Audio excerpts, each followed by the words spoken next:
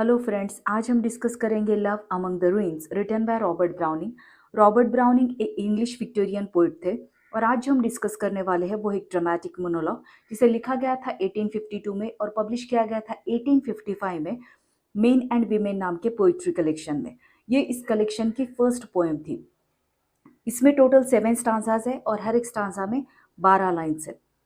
इस पोएम का थीम जो है वो है कि love is more powerful than power itself. मतलब यहाँ पे पावर रिप्रेजेंट करता है कोई बड़ा राज्य या राजा।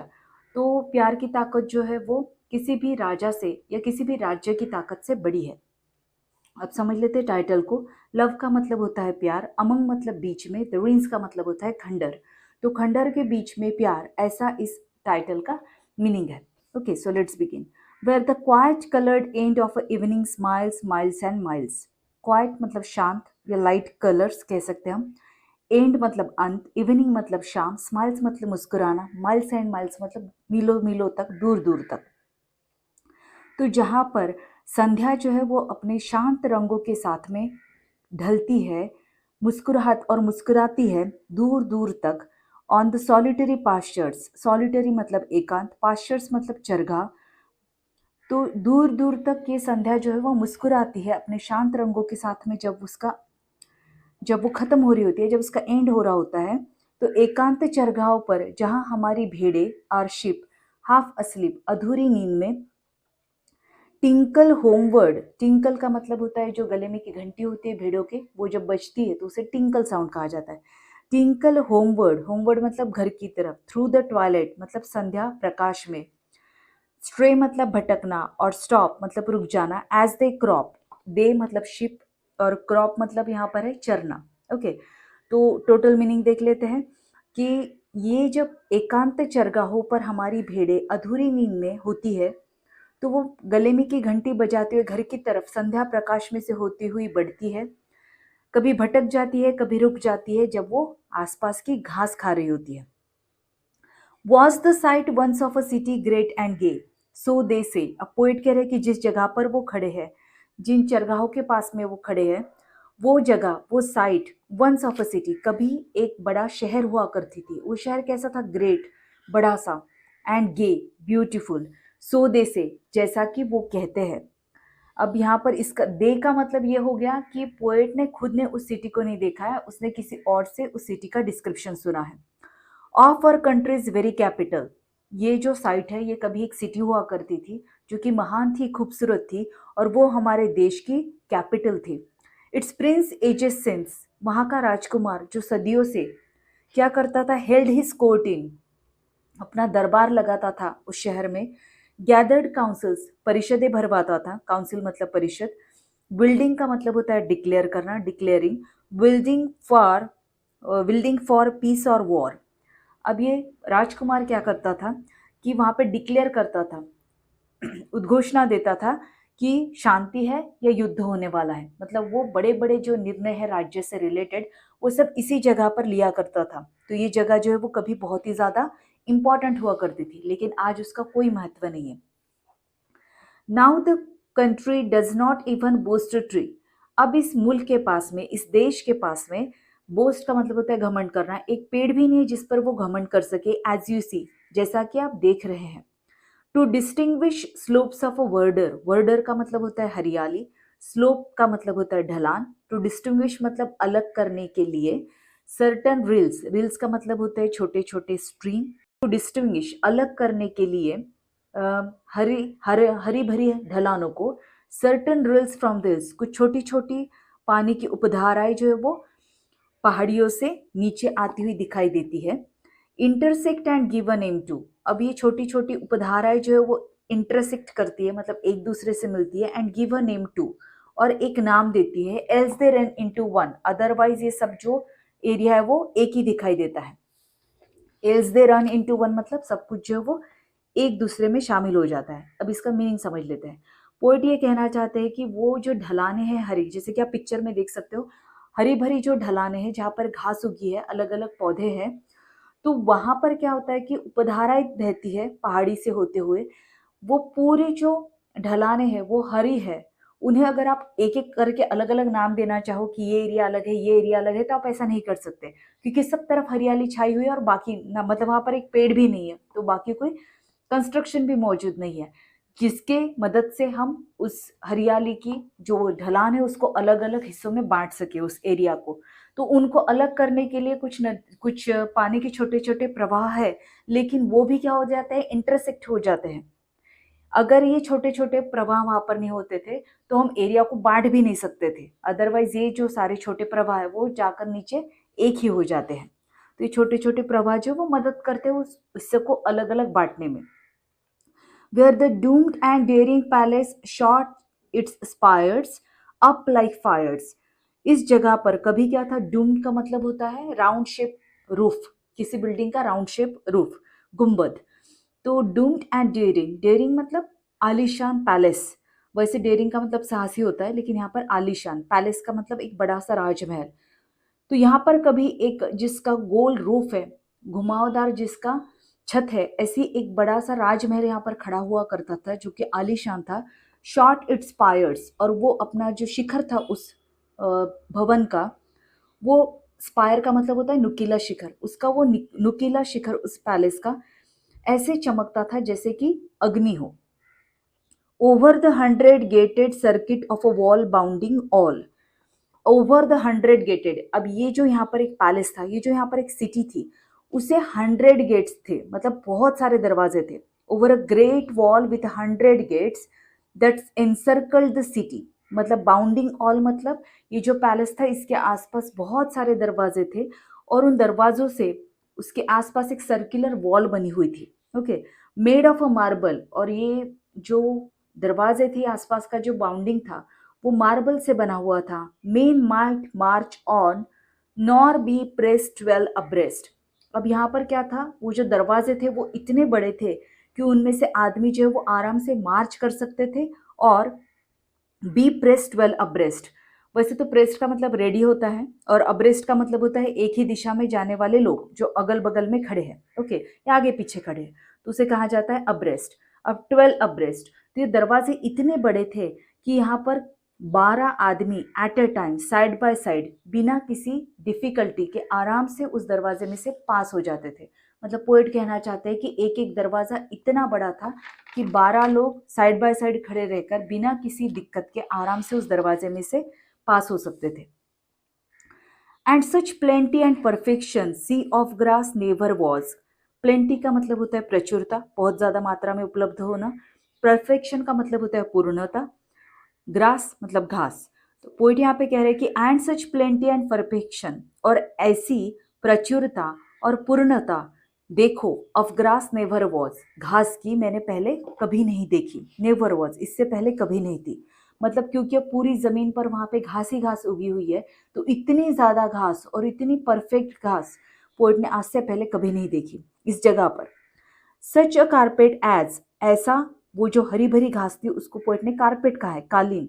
सच ऐसा कालीन एज दिस समर टाइम, इस धुपकाले के समय में, ओवर स्प्रेड्स एंड एम्बेड्स, सब तरफ फैला हुआ है, एंड एम्बेड्स, और उसने क्या किया, एम्बेड किया है, वश में ले लिया है। एम्बेड का मतलब होता है घेराव कर लेना किसी चीज को, ये ढक लेना पूरी तरीके से। एवरी वेस्टिज, वेस्टिज का मतलब होता है अवशेष, या हम निशानी भी कह सकते हैं। Every wastage of the city, इस घास ने क्या किया, इस घास की कालीन ने इस धुपकाले में सब तरफ वो फैल चुकी है, और जो कुछ भी आखिरी जो निशानियां बची है उस महान सिटी की, गेस्ट अलोन, उसको पूरी तरीके से ढक दिया है हर निशानी को घास ने।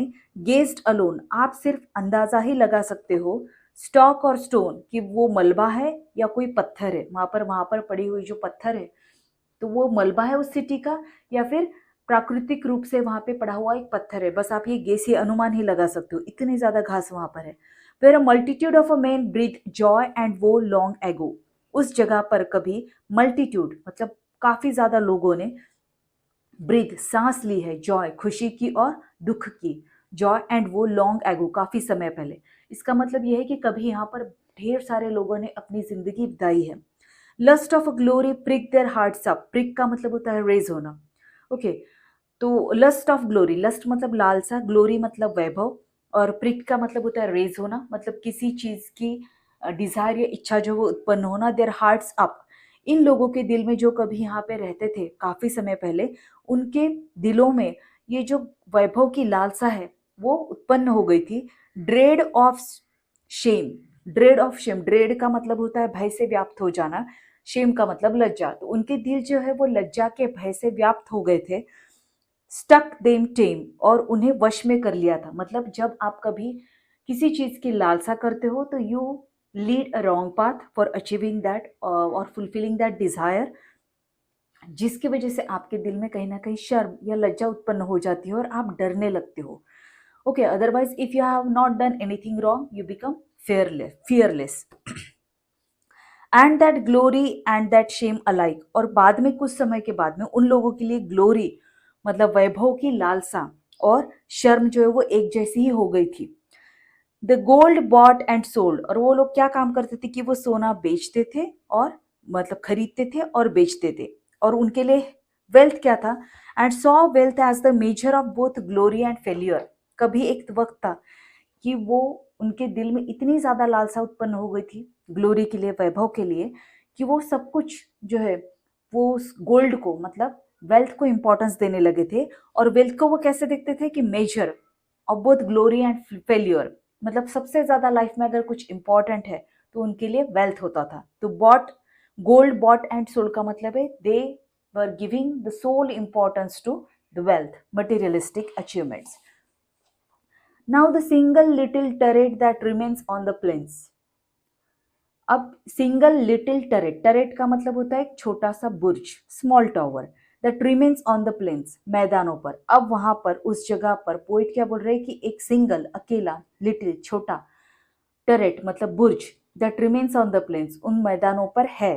Bye the caper over rooted, अब ये छोटा टावर जो वहां पर प्रेजेंट है वो भी कैसा है, ओवर रूटेड, मतलब उसमें क्या उग चुकी है, जड़ी बूटी उग चुकी है, ये केपर जो कि आप इमेज में देख सकते हो। बाय द गुवर्ड ओवर स्कोर्ड, और वहां पर ये लौकी भी सब तरफ फैली हुई है। Wide the patching house leeks head of blossom wings, और इस छोटे टावर की दीवारों पर थ्रू द चिंग्स, चिंग्स का मतलब होता है दरार, तो इस छोटे टावर की दरारों में हमें क्या दिखाई दे रहा है कि हाउस लीक के जो छोटे छोटे फूल है वो ब्लॉसम हो चुके, खिल चुके हैं, और वो विंक कर रहे हैं, मतलब आंखें मिचका रहे हो, इस तरीके से वो दरारों में से निकले हैं। Marks the basement whence a tower in ancient times sprang sublime, और ये जो टॉवर है ये क्या बताता है, marks the basement whence a tower in ancient times sprang sublime, sprang का मतलब होता है स्टैंड, sublime मतलब उदात्त। तो ये जो जगह ये बताती है कि कभी यहाँ पर एक माइटी, बहुत ही पावरफुल, एंशियंट, प्राचीन, एडिफाइस मतलब एक भव्य इमारत या भव्य भवन हम कह सकते हैं कि कभी यहाँ पर खड़ा होता था। ये बेसमेंट का मतलब होता है फाउंडेशन हम कह सकते हैं। And a burning ring all around the chariots traced as they raced, and a burning ring, burning ring का मतलब होता है कि सब तरफ जो है रथ दौड़ते थे, तो एक तरीके का एक्टिवनेस हमें वहां पर दिखाई देता था एंशियंट टाइम में, ऑल अराउंड सब तरफ। द चैरियट्स मतलब रथ, ट्रेस्ड एज द रेस्ट, तो ये रथ जब वहां पर घूमते थे उस शहर के आसपास, उस महल के आसपास, तो उनके दौड़ने के बाद में वहां पर उनके चक्कों के निशान बन जाते थे या फिर हॉर्स के पैरों के निशान बन जाते थे। And the monarch and his minions, minions का मतलब होता है सर्वेंट्स, एंड हिज डेम्स का मतलब होता है women, viewed the games, games मतलब जो कुछ भी ये राजसी लोग गेम खेलते थे तो सब मिलकर बैठकर वो गेम्स को देखते थे। मतलब राजा हो, मतलब ये जो बर्निंग रिंग वहां पे हुआ करती थी, एक आग का एक गोला या एक सर्कल हम कह सकते हैं वहां पर बना हुआ होता था, जिसके आसपास सब तरफ रथ दौड़ते थे। मे भी एक तरीके का कोई गेम होगा जो एंशियंट टाइम में खेला जाता होगा। तो उस गेम को उस सिटी का राजा, उसके सर्वेंट्स और उसकी जो रानियां थी वो मिलकर देखा करती थी। And I know while thus the quiet coloured eve smiles to leave, और मुझे ये पता है, आई नो दैट मैं ये जानता हूँ, while thus the quiet coloured eve smiles to leave था जाने से पहले, to live to their folding, और ये जो मेरी शिप है, मेरी ये जो भेड़ है, मेनी टिंकलिंग फ्लीस मतलब मेरी ये घंटी बजाती हुई जो भेड़े चल रही है, इन सच पीस वो शांति से चल रही होती है, और संध्या जो है वो उनकी तरफ मुस्कुरा रही होती है। टू देयर फोल्डिंग मतलब अपने घर की तरफ। In such peace and the slopes and rills in undistinguished grey melt away. और ग्रे इसलिए क्योंकि अब संध्या काल का प्रकाश है तो सब तरफ एक तरीके का हल्का हल्का सा अंधेरा छा रहा है, भले कंप्लीट डार्क नहीं हो, इसलिए ग्रे कहा गया है। और ये जो ढलाने हैं और ये छोटे छोटे पानी के जो प्रवाह है ये अनडिस्टिंग्विश्ड हो जाते हैं, मतलब अंधेरे की वजह से अब उन्हें अलग अलग करना, अलग अलग पहचानना मुश्किल हो जाता है। मेल्ट अवे, जैसे कि वो सब घुल मिलकर एक हो गए हो, एक ही रंग में ढल चुके हो। That a girl with eager eyes and yellow hair waits me there. और फिर पोइट को नजर आता है कि उसके लिए एक लड़की इस शाम के समय में, एक लड़की बहुत ही उत्सुकपूर्ण आंखों, मतलब उसकी आंखों में उत्सुकता है कि कब पोइट आएगा। एंड येलो हेयर, उसके बाल कैसे येलो कलर के है, वेट्स मी देयर, और वो वहां पर मेरे लिए इंतजार करती हुई खड़ी रहती है। इन द टेरेट, उसी छोटे टावर पे whence the charioteers caught soul for the goal. अब caught soul for the goal का मतलब होता है, caught soul for the goal, goal का मतलब होता है जो भी उनका लक्ष्य हो, और सोल का मतलब होता है अंतरात्मा से, मतलब पूरे जी जान से अपने गोल को पाने के लिए जहां पर ये सारथी थे वो अपने रथ को दौड़ाते थे उस स्मॉल टावर के आसपास, आज वही मेरे लिए एक लड़की जो वो खड़ी होकर वेट कर रही है। When the king looked where she looks now, breath till I come, breath till I come. तो पोइट कह रहे हैं कि जहां पर मेरी बिलेवड अभी देख रही है उसी जगह पर कभी राजा भी देखा करता था, उस जगह पर आज मेरी बिलेवड वहां पर खड़ी और वो भी अभी वही देख रही है। Till I come, breath till I come, और वो तब तक ब्रेथलेस टिल आई कम, और वो बेचैन रहती है जब तक कि पोइट वहां पर आ ना जाए। But he looked upon the city every side far and wide. लेकिन राजा क्या करता था, वो अपनी उस बड़ी सी सिटी को देखा करता था कि कैसे दूर दूर तक वो फैली हुई है, मतलब वो चारों तरफ देखता था। All the mountains topped with temples, all the glades. और उस राजा को क्या नजर आता था कि वहां पर ढेर सारे मंदिर बंधे हुए हैं, पहाड़ियों की चोटियों पर मंदिर बंधे हुए हैं। एंड ऑल द ग्लेड्स कोलोनेड्स, और सब तरफ क्या था, पिलर्ड वुडलैंड्स थे। ओके, मतलब लकड़ी के बने हुए पिलर्स थे, बड़े बड़े स्तंभ थे। कोलोनेट्स, ग्लेड्स कोलोनेट्स का मतलब होता है pillared woodlands. All the causeys raised roads, मतलब ब्रिजेस, और ऊपर ऊपर पहाड़ियों पर बने वहां पे रास्ते उसे नजर आते थे। Aqueducts and then all the men, aqueducts मतलब सो मेनी पीपल, बहुत सारे लोग जो है। Aqueducts and then all the men, वहां पर क्या होता था, सारे लोग जो वो रहते थे साथ में मिलकर। वेन आई डू कम, और जब मैं यहाँ पर आया, she will speak not she will stand, वो मुझसे बात नहीं करेगी, वो खड़ी रहेगी। इधर हैंड ऑन माई शोल्डर, वो अपना हाथ मेरे कंधों पर रख देगी। Give her eyes the first embrace, और अपनी आंखों से वो मुझे पहले हक करेगी। डम्ब ऑफ माई फेस, मतलब बिना sorry, on my shoulder give her eyes the first embrace of my face, वो अपनी आंखों से पहले मुझे एम्ब्रेस करेगी, इससे पहले कि हम एक्चुअल में एक दूसरे के करीब आए। और we extinguish sight and speech each on each. अब यहाँ पर कह रहे हैं कि इसके नेक्स्ट स्टेप क्या होता है कि पोइट और उसके बिलीवर जो एक दूसरे की तरफ जल्दी से करीब आ जाते हैं। और वी एक्सटिंग्विश साइट, उनके बीच में का जो कुछ भी नज़ारा है वो सब हट जाता है। They close their eyes and they किस each other and speech each on each, और उनके लिप्स जो है वो एक दूसरे के ऊपर होते हैं, मतलब they are finally close to each other. Okay, तो अब देखते last answer. In 1 year they sent a million fighters forth south and north. पहले तो 1 साल पहले, मतलब पोइट कह रहे कि जब यहाँ पे राजा हुआ करता था तो सेंट अ मिलियन फाइटर्स, उन्होंने ऐसे हजारों में जो सैनिक थे उनके, उनको साउथ नॉर्थ में, मतलब अलग अलग दिशा में भेजा था, दक्षिण और उत्तर दिशा में। And they build their gods a brazen pillar high as the sky, और उन्होंने अपने भगवान के लिए जो है, जिनको भी वो मानते थे, उनके लिए एक ऊंचाई पर ब्रास का जो है ना एक पिलर बनाया था, कॉलम बनाया था, इतना ऊंचा कि जैसे वो आसमान को छू रहा हो अपने भगवान के सम्मान में।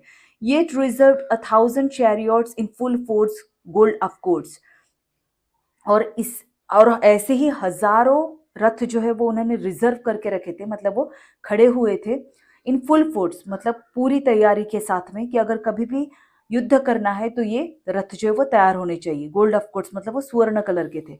ओ heart, O blood that freezes, blood that burns, earth returns. अब ब्लड जो कि भावनाओं की वजह से कभी ठंडा होता था और कभी गर्म हो जाता था इमोशंस के कारण। मतलब if you want to fight a war, your blood is going to be boiled, मतलब इमोशंस की वजह से your blood is going to be hot. तो उनका ब्लड जो है वो कभी कोल्ड होता था एंड कभी वो जैसे खौलता था गुस्से की वजह से।